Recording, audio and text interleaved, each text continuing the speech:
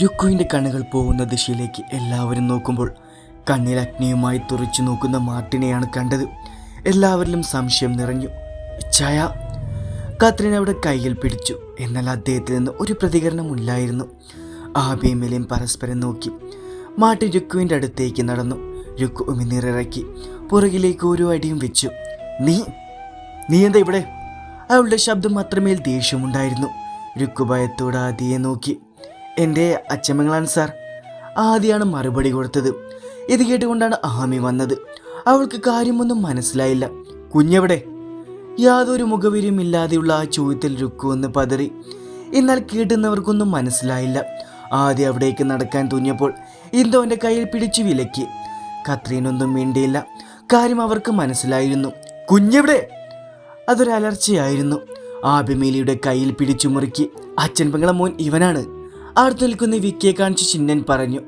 Martin അവനെ ഒന്ന് നോക്കി. വീണ്ടും രുക്കുവിലേക്ക് തിരിഞ്ഞു. പറ രുക്മിണി, കുഞ്ഞെവിടെ? കൊന്നു അതിനെ, പറ. രുക്കുവിൻ്റെ ഇരുത്തോളിലും പിടിച്ചു ഉലച്ചുകൊണ്ട് ചോദിച്ചു. ഇതേസമയം പുറത്തുനിന്ന് കയറി വന്ന സുഖുവിന് എന്താ നടക്കുന്നതെന്ന് മനസ്സിലായില്ല. മാർട്ടിനെ കണ്ട് വിശ്വനാഥൻ്റെ കണ്ണുകൾ കുറുകി.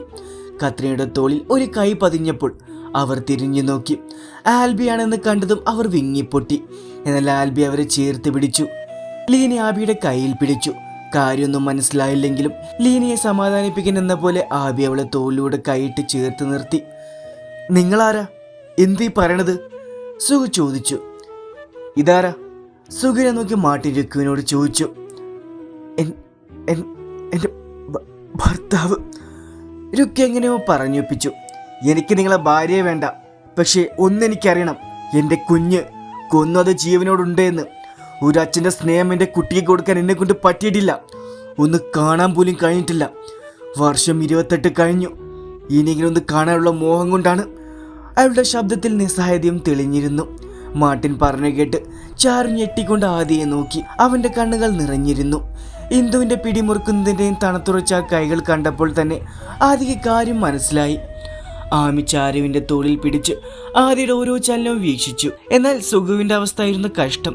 സ്വന്തം ഭാര്യയോട് മറ്റൊരാൾ വന്ന അയാളുടെ കുഞ്ഞിനെ ചോദിക്കുന്നു. വിശ്വസിക്കാൻ പറ്റിയില്ല അയാൾക്ക്. മാർട്ടിൻ. രുക്കു അയാളെ നോക്കി വിളിച്ചു.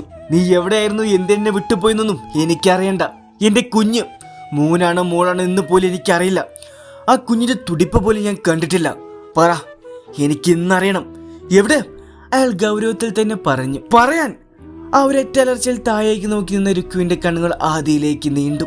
അവരുടെ കണ്ണിൽ ഒരമ്മയുടെ നിസ്സഹായത തെളിഞ്ഞിരുന്നു. ആദിക്കൊന്നും വിശ്വസിക്കാനാവുന്നില്ല. മാർട്ടിൻ വിശ്വാസം വരാതെ രുക്കുവിനെ നോക്കി. നമ്മുടെ കുഞ്ഞ്.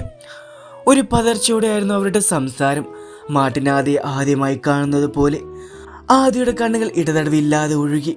കൺമുന്നിൽ തന്നെ ജീവൻ നൽകിയവനുണ്ടായിട്ടും അറിയാതെ പോയി എന്നവർക്ക് അവൻ്റെ ഉള്ളം പിടഞ്ഞു. അതോടൊപ്പം സ്വന്തം മകനായിട്ട് പോലും ഇതുവരെ ഒന്നും അറിയാതിരിക്കുന്ന രുക്കുവിനോട് ദേഷ്യവും തോന്നി. അവനവിടെ നിൽക്കാൻ തോന്നിയില്ല. ഇന്ദുവിൻ്റെ കൈ കുടഞ്ഞെറിഞ്ഞ് അവൻ മുകളിലേക്ക് കയറി. പുറകെയായി ആമിയും. സുഖുവിൻ്റെ കൈ രുക്കുവിൻ്റെ കവിളിൽ പതിഞ്ഞു. അത്യധികം വെറുപ്പ് അയാളിൽ നിറഞ്ഞിരുന്നു. ഇന്ദു തളർന്നു പോയിരുന്നു. വിശ്വനാഥൻ അവരെ ചേർത്ത് പിടിച്ചു. അയാളുടെ നെഞ്ചിൽ വീണ് അവർ പൊട്ടിക്കരഞ്ഞു. മാർട്ടിൻ്റെ തോളിൽ ആൽബിയുടെ കൈ പതിഞ്ഞു. ഇത്ര അടുത്തെൻ്റെ മകനുണ്ടായിട്ടും ഞാൻ അറിഞ്ഞില്ലല്ലോ. ആൽബിയെ കെട്ടിപ്പിടിച്ചുകൊണ്ട് മാർട്ടിൻ കരഞ്ഞു പോയിരുന്നു. ആൽബി കേട്ടൊന്നും വിശ്വസിക്കാനാവാതെ നിലത്തേക്കിരുന്നു. നീല എല്ലാവരെയും മാറി മാറി നോക്കി. സ്വന്തമെന്ന് കരുതിയ സഹോദരൻ തൻ്റെ ആയിരുന്നില്ലെന്നറിയേ ചിന്നൻ്റെ ഉള്ളം പിടഞ്ഞു. ഒന്നും എൻ്റെ മോൻ അറിയരുതെന്ന് വിചാരിച്ചല്ലായിരുന്നു. ഇപ്പം എല്ലാം എൻ്റെ കുഞ്ഞെങ്ങനെ ഇത് സഹിക്കും? എന്ത് കരഞ്ഞുകൊണ്ട് പറഞ്ഞു. അവനറിയായിരുന്നു നിങ്ങളുടെ രണ്ടുപേരുടെയും മകനല്ലെന്ന്. ചാരു പറയുന്ന എല്ലാവർക്കും പുതിയ അറിവായിരുന്നു. ആമി മുറിയിലേക്ക് ഓടിക്കയറി നോക്കുമ്പോൾ ടേബിളുണ്ടായിരുന്ന അവൻ നിലത്തേക്ക് എറിഞ്ഞിരുന്നു. അവൻ്റെ കണ്ണുകൾ തീയെ പാറിയിരുന്നു. കൂടെ കണ്ണുനീർ കവളിലൂടെ ഒഴുകുന്നുണ്ട്. കയ്യിൽ കിട്ടിയതെല്ലാം അവൻ എറിഞ്ഞു. ആമി 2 ചെവിയും പൊത്തി. എന്നാൽ അവിടെ അങ്ങനെ നിന്നിട്ട് കാര്യമില്ലെന്ന് തോന്നിയത് കൊണ്ട് ആമി അവൻ്റെ അടുത്തേക്ക് നടന്നു. ആദ്യേട്ട, എന്തീ കാണിക്കണ്? ഇങ്ങ് വാ. അവൾ അവനെ പിന്തിരിപ്പിക്കാൻ ശ്രമിച്ചു. എന്നാൽ അവളുടെ കൈ തട്ടിമാറ്റി ടേബിളിൽ അടുക്കി വെച്ചിരുന്ന പുസ്തകങ്ങൾ തട്ടിയെറിഞ്ഞു. ഞാൻ പറയുന്നത് കേൾക്കാതേട്ട. അവൾക്ക് പേടിയായി തുടങ്ങിയിരുന്നു.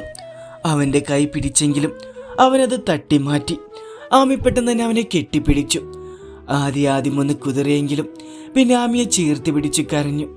അവൾ അവനെ ബെഡിലേക്ക് ഇരുത്തി. പറ്റുന്നില്ല ആമി, ഞാൻ ആരുമില്ലാത്ത പോലെ, എല്ലാവരും എന്നെ പറ്റിക്കുന്നത് പോലെ. അവളുടെ മാറിൽ ചേർന്ന് അവൻ പൊട്ടിക്കരഞ്ഞു. ആമിയൊന്നും പറഞ്ഞില്ല. അവനെ സമാധാനിപ്പിച്ചുകൊണ്ട് തലയിൽ തലോടിയതല്ലാതെ. അന്ന് രാത്രിയിലേക്ക് ആമിയുടെ ഓർമ്മ പോയി. ഞാൻ പറയുന്നത് വേറെ ആരും അറിയരുത്, ചാരുവിനല്ലാതെ. അതാർക്കും അറിയില്ല. ഞാൻ മറ്റൊരോടും പറഞ്ഞിട്ടില്ല, പക്ഷെ നീ അറിയണം എന്ന് തോന്നി. ആമി സമ്മതെന്നവണ്ണം തലയാട്ടി അവൻ്റെ അടുത്തിരുന്നു. ഞാൻ ആ വീട്ടിൽ ആരുമല്ല ആമി.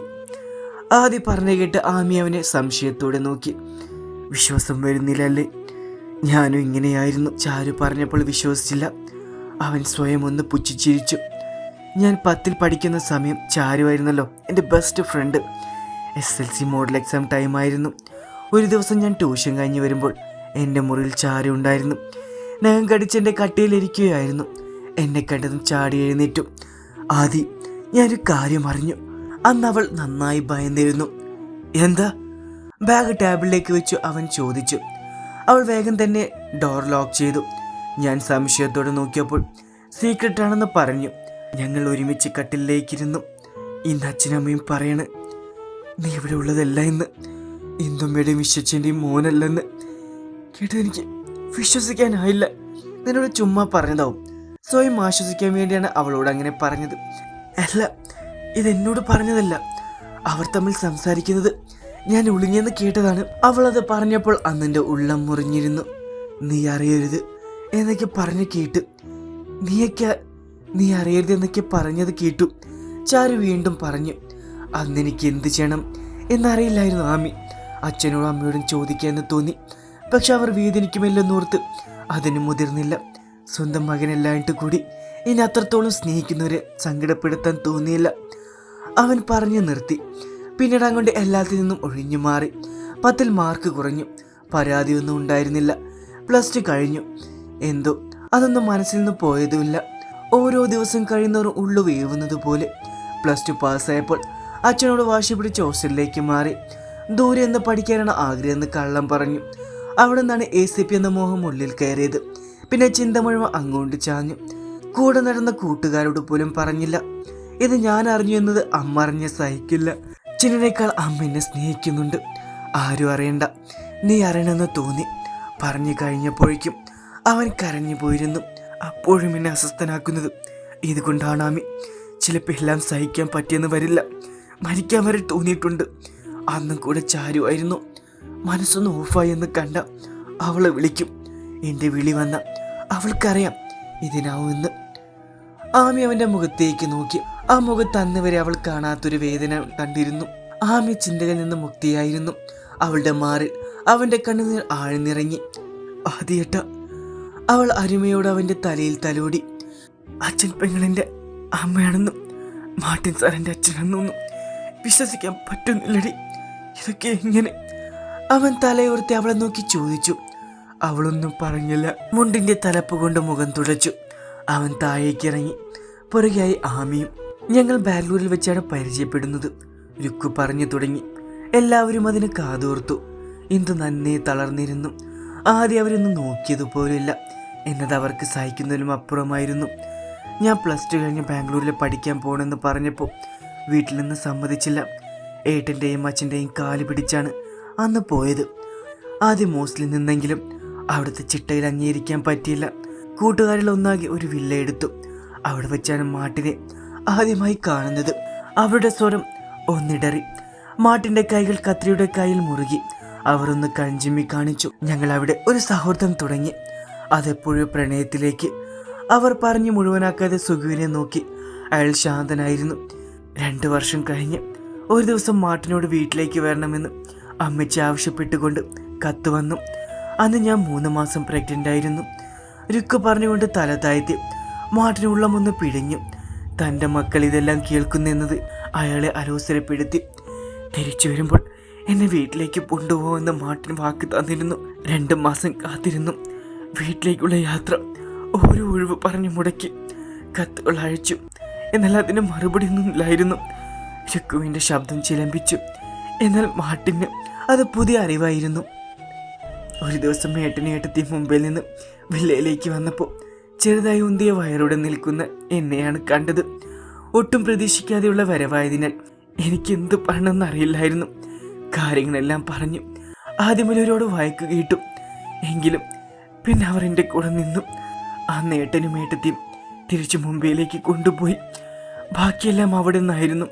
എൻ്റെ ബിസിനസ്സിൻ്റെ ആവശ്യത്തിന് മുംബൈയിലേക്ക് പോകേണ്ട ആവശ്യം വന്നു. എല്ലാം കഴിഞ്ഞ് തിരിച്ച് നാട്ടിലേക്ക് പോകാൻ തീരുമാനിച്ചു.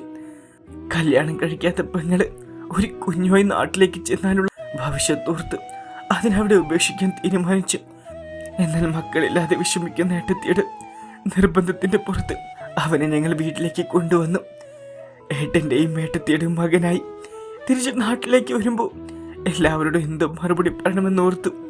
എല്ലാവരിലും ഒരു ഭയമുണ്ടായിരുന്നു. അവർ പറഞ്ഞു നിർത്തി. എല്ലാവരും ബാക്കി അറിയാൻ കാതോർത്തു. ഞങ്ങൾ വീട് മാറി. എനിക്ക് വേണ്ട നാട് ഉപേക്ഷിച്ചു. അമ്മയോടും അച്ഛനോടും ചേച്ചിയോടും ഒരു ഓർഫേജിൽ നിന്ന് ദത്തെടുത്തെന്ന് കളവ് പറഞ്ഞു. മാർട്ടിൻ ചതിച്ചുപോയി എന്ന് ഉറപ്പിച്ചു. അയാളോടുള്ള വാശിക്ക് മറ്റൊരു വിവാഹം ചെയ്തു. അതോടെ ഞാൻ ഒന്നാകെ മാറി. അവർ പറഞ്ഞു നിർത്തി. മാർട്ടിൻ അവളെ അന്വേഷിച്ച് വന്നിരുന്നെങ്കിൽ അവളും കുഞ്ഞും നിങ്ങളെ കൂടെ ഉണ്ടായിരുന്നേനെ. വിശാലും വീറോടെ പറഞ്ഞു. ആദ്യം മാർട്ടിനെ നോക്കി. ആര് പറഞ്ഞു ഞാൻ വന്നില്ല എന്ന്? മാർട്ടിന്റെ ശബ്ദത്തിൽ വേദന നിറഞ്ഞിരുന്നു. എല്ലാവരും മാർട്ടിന്റെ ഭാഗം കേൾക്കാനായി കാതോർത്തു. അന്ന് തിരിച്ചു പോരുന്ന വഴിക്ക് ഒരു ആക്സിഡന്റ് പറ്റി. 3 മാസം ബെഡിൽ തന്നെ ആയിരുന്നു. ഒരുവിധം എഴുന്നേറ്റപ്പോൾ ആദ്യം ഓടിയെത്തിയത് അവിടേക്കായിരുന്നു. വീട്ടിൽ പറഞ്ഞൊരു ഭൂകമ്പം തന്നെ ഉണ്ടായിരുന്നു. അതൊന്നും കാര്യമാക്കിയില്ല. വില്ലയിൽ ചെന്ന് നോക്കുമ്പോൾ നിങ്ങളെല്ലാം അവിടെ നിന്ന് പോയിരുന്നു. ആടൊക്കെയോ ചോദിച്ചു. ഏട്ടൻ വന്നുകൊണ്ട് പോയെന്ന് കേട്ടു. നാട് കൃത്യമായി അറിയില്ലെങ്കിലും നീ പറഞ്ഞെല്ലാം വെച്ച് നാട് കണ്ടുപിടിച്ചു. എന്നാൽ നീ പിന്നെ ആ നാട്ടിലേക്ക് വന്നിട്ടില്ലെന്നറിഞ്ഞു. എൻ്റെ കൂടെ മുംബൈയിലാണെന്ന് പറഞ്ഞു. പിന്നെ തിരച്ചിൽ അവിടെയായി. എവിടെയാണെന്നറിയാതെ തിരച്ചിൽ കണ്ടുപിടിക്കാൻ കഴിഞ്ഞില്ല. തിരിച്ച് വീട്ടിലേക്ക് വരാൻ ഒരു കോള് വന്നു. ട്രെയിനിങ്ങിന് പോകാനുള്ള സമയമായെന്ന്. ACP എന്നതൊരു സ്വപ്നമായിരുന്നു. ട്രെയിനിങ് എല്ലാം കഴിഞ്ഞു വന്നപ്പോഴും നിന്നെയും കുഞ്ഞിനെയും അന്വേഷിച്ചു. കണ്ടുപിടിക്കാൻ സാധിച്ചില്ല. മാർട്ടിൻ നിറഞ്ഞു വന്ന കണ്ണുകൾ തുടച്ചു. വർഷം 3-4 കഴിഞ്ഞു. വീട്ടുകാരെല്ലാവരും വിവാഹം കഴിക്കാൻ പറഞ്ഞു. നീ അല്ലാതെ മറ്റൊന്നിനെ അംഗീകരിക്കാൻ പോലും പറ്റിയില്ലായിരുന്നു. ഒഴിഞ്ഞു മാറി. ജോലിയിൽ മാത്രം ശ്രദ്ധ കേന്ദ്രീകരിച്ചു. ആയിടയ്ക്കാണ് അപ്പൻ കിടപ്പിലായത്. മകന്റെ കല്യാണം കഴിഞ്ഞു കാണുന്നെന്ന് അവസാന ആഗ്രഹം പോലെ പറഞ്ഞപ്പോൾ ഒടുവിൽ സമ്മതിക്കേണ്ടി വന്നു. കത്രീനെ വീട്ടുകാരെ കണ്ടുപിടിച്ചു. എന്നാൽ കല്യാണത്തിന് മുമ്പ് തന്നെ ഞാൻ എല്ലാ സത്യവും അവളെ അറിയിച്ചിരുന്നു. എന്നാൽ വർഷങ്ങളായി ഞാൻ അറിയാതെ എന്നെ സ്നേഹിക്കുന്ന പെണ്ണിന് അതൊരു വിഷയമല്ലായിരുന്നു. അന്നവൾ ഒന്ന് മാത്രമേ പറഞ്ഞുള്ളൂ. മാർട്ടിൻ ഒന്ന് നിർത്തി കത്രീനയെ നോക്കി. അവരുടെ കണ്ണുകൾ നിറഞ്ഞൊഴുകിയിരുന്നു.